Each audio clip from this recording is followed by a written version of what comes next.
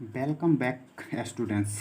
स्वागत है आपका अपने channel grade up your grade में। तो हम जानते हैं कि हम पढ़ रहे थे मैथ सीरीज, जिसके पिछले वीडियो में हमने अपना सिलेबस डिस्कस किया था। तो आज हम अपने सिलेबस का पहला यूनिट स्टार्ट करेंगे। तो आइए हम पढ़ते हैं संख्या पद्धति, जिसे हम नंबर सिस्टम कहते हैं। ये नंबर सिस्टम दो प्रकार की होती है। एक वास्तविक संख्या रियल नंबर, जो कि हमारे सिलेबस में पढ़ना है, और एक काल्पनिक संख्या इमेजिनरी नंबर, जो कि हमें नेक्स्ट क्लास में, जिसे हम 11वीं में अगर मैथ्स लेके पढ़ते हैं तो हमें इसके बारे में विशेष जानकारी पढ़नी होगी। तथा यूक्लिड विभाजन प्रमेय का, जो कि हमारे इस चैप्टर में पढ़ना है। स्टार्ट करने से पहले हम पिछले क्लास में पढ़े हुए कुछ बातों को एक बार रिकॉल कर लेते हैं। जैसे हमने पिछले क्लास में पढ़ा था प्राकृत संख्या के बारे में।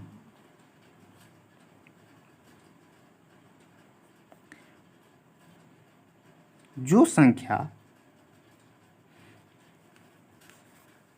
प्राकृत संख्या वो ऐसी संख्याएं होती है जिसे हम गिन सके। एग्जाम्पल की बात करें तो 1, 2, 3, 4, 5, 6, 7, जहाँ तक हम गिन सके ये सभी प्राकृत संख्या मतलब नेचुरल नंबर कहलाती है।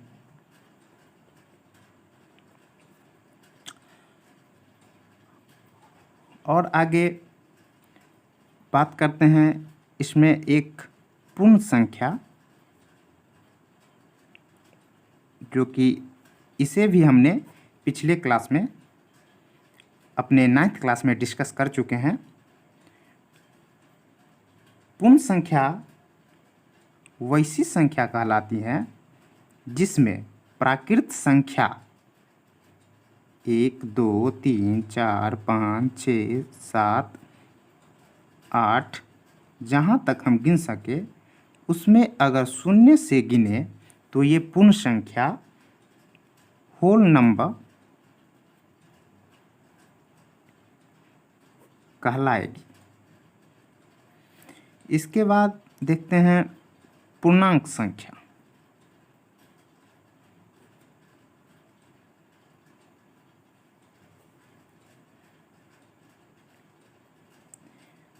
पूर्णांक संख्या उन संख्याओं को कहते हैं जो पूर्ण संख्या 0, 1, 2, 3, 4 तथा इसके ऋणात्मक -1, -2, -3, -4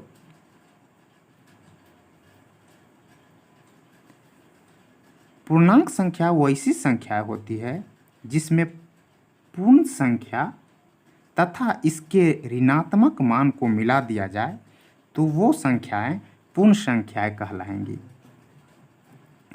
जिसमें ये पार्ट धनात्मक तथा ये ऋणात्मक कहलाती है। 0 न तो धनात्मक संख्या है और न ही ऋणात्मक संख्या है। तो याद रखने वाली एक बात, 0 न तो ऋणात्मक और न ही धनात्मक संख्या होती है। फिर आगे बढ़ते हैं, देखते हैं हम इसके बाद परिमेय संख्या को।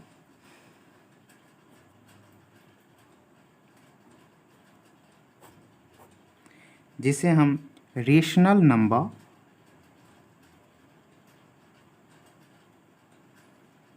कहते हैं। परमेय संख्या की बात करें तो वैसी संख्या जो पी वाई क्यू के रूप में लिखी जा सके, जहाँ q equal to not zero, मतलब q के स्थान पर जीरो नहीं आना चाहिए। जैसे कि अगर हम 4/0 लिख देते हैं तो ये संख्या अनंत हो जाएगी, तो ये हमारी परमेय संख्या नहीं कहलाएगी।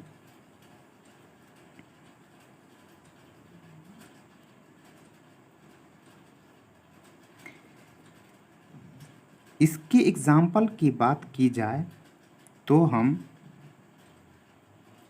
अगर 5/2 या इसे हम 2.5 भी लिख सकते हैं, ये सभी परमेय संख्या होती है। परमेय संख्या में अगर हम 5/2 लेते हैं तो इसे ही पी वाई क्यू के फॉर्म में लिखा जाता है, जहाँ पे p सभी पूर्णांक संख्या तथा q सभी पूर्णांकों में संख्या में शून्य को छोड़कर सभी संख्या परमेय संख्या कहलाएंगी। तो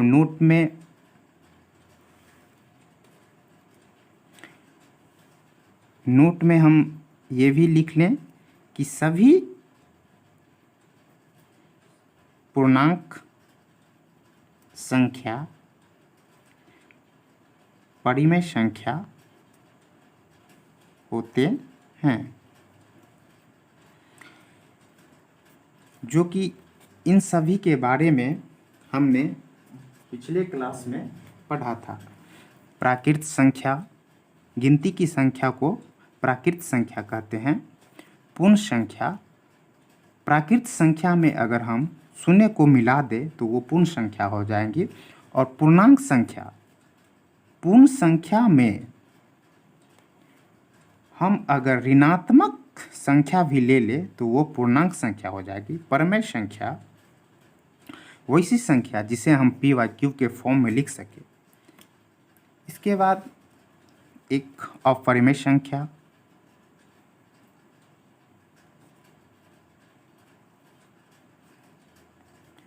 जो परमेय संख्या के पूरे ऑपोजिट, जिसे हम पी वाई क्यू के फॉर्म में न लिख सकें। मतलब इसका एग्जाम्पल के बारे में देखें तो √2, √3 ये सभी अपरिमेय संख्या कहलाती है।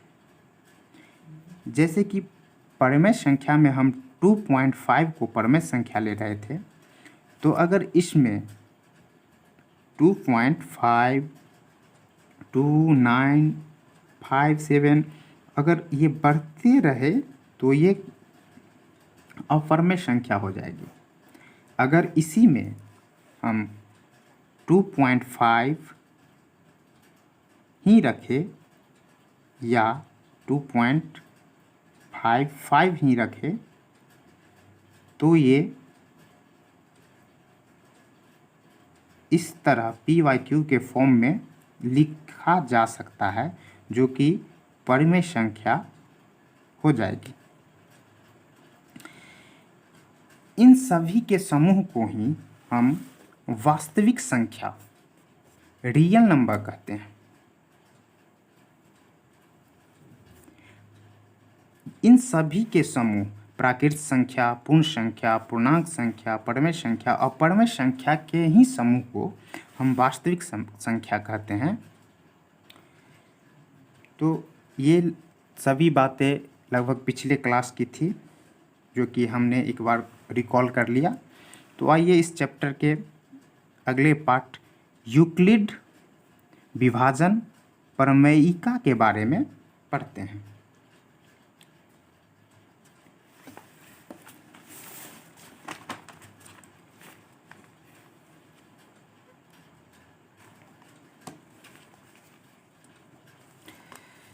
तो हम इस चैप्टर के अगले भाग यूक्लिड विभाजन प्रमेयिका और यूक्लिड विभाजन एल्गोरिथम को देखेंगे।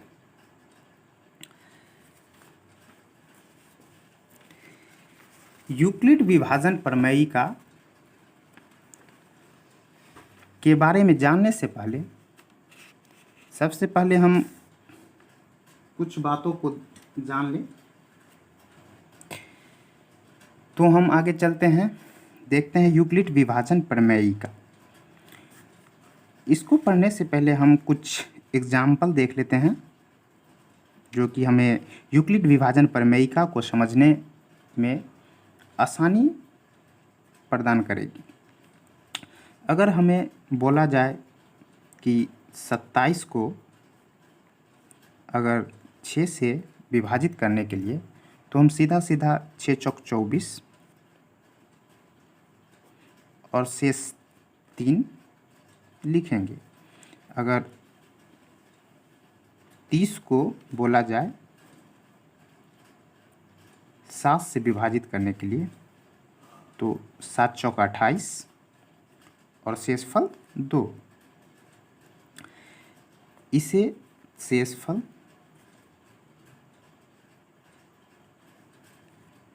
इसे भागफल, इसे भाज्य और इसे भाजक कहेंगे।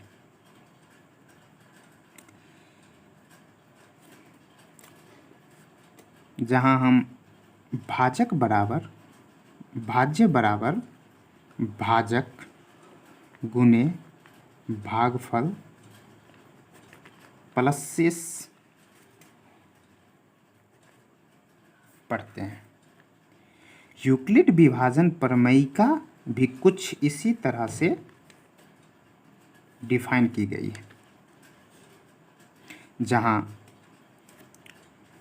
भाज्य बराबर a, भाजक को हम b, भागफल को q और शेष को r से डिनोट करते हैं।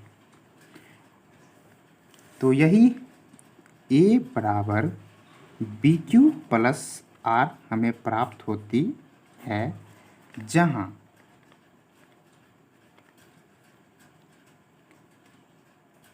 b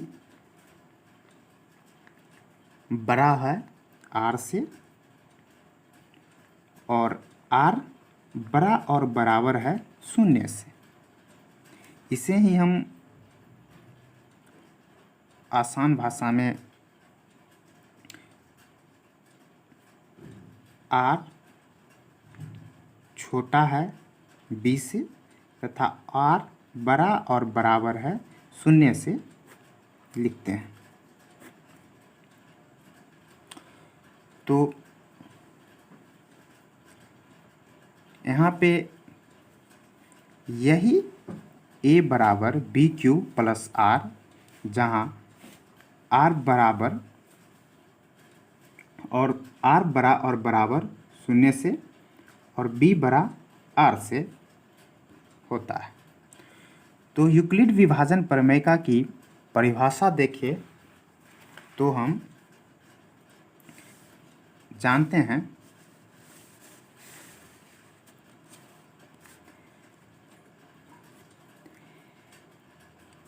यूक्लिड विभाजन प्रमेयिका। अगर प्रमेयिका की बात करें तो प्रमेयिका एक सिद्ध किया हुआ कथन होता है जो हमें अन्य कथन को सिद्ध करने में प्रयोग में लाई जाती है। तो सीधी शब्दों में बोला जाए तो प्रमेयिका एक सिद्ध किया हुआ कथन होता है और इसे एक अन्य कथन को सिद्ध करने में यूज़ किया जाता है, जहाँ a बराबर बी क्यू प्लस r, यही हमारी यूक्लिड विभाजन प्रमेयिका होती है। यूक्लिड विभाजन प्रमेयिका को अगर डिफाइन किया जाए तो हम लिखते हैं कि दो घनात्मक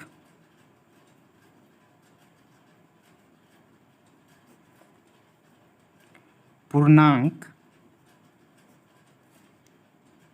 A और B दिए रहने पर ऐसी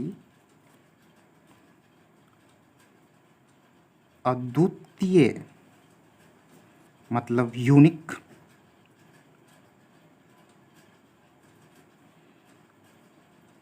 पूर्ण संख्याएं Q और R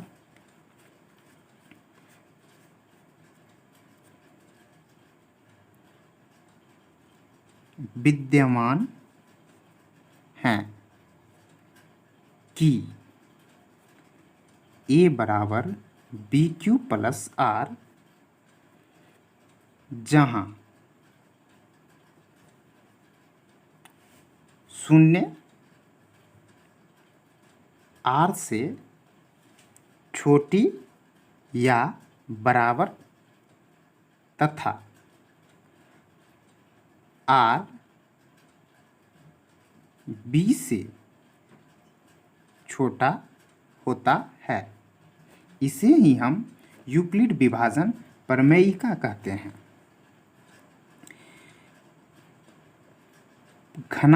दो घनात्मक पूर्णांक A और B दिए रहने पर, यहाँ घनात्मक पूर्णांक A तथा B, दो घनात्मक पूर्णांक A तथा B हम जैसे कि 24 को अगर 7 से विभक्त करते हैं या विभाजित करते हैं तो यही घनात्मक पूर्णांक कहलाएगी।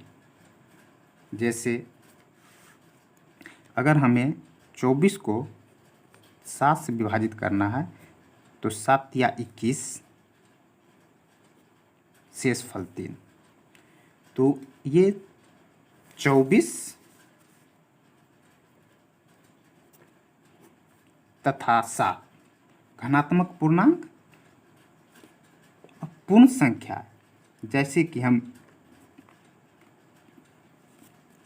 भाज्य बराबर भाजक गुने भागफल प्लस शेष में भाज्य को A से डिनोट किए थे, ये भाज्य, ये भाजक, Q भागफल तथा R को शेष से डिनोट किया गया था। यही यूक्लिड विभाजन प्रमेयिका कहलाती है। तो आज के लिए बस इतना ही रहने देते हैं। आगे हम यूक्लिड विभाजन एल्गोरिथम के बारे में डिटेल से जानेंगे, जो कि HCF हाई कॉमन फैक्टर या महत्तम समापवर्तक के ही बारे में डिटेल से पढ़ेंगे। तब तक के लिए धन्यवाद।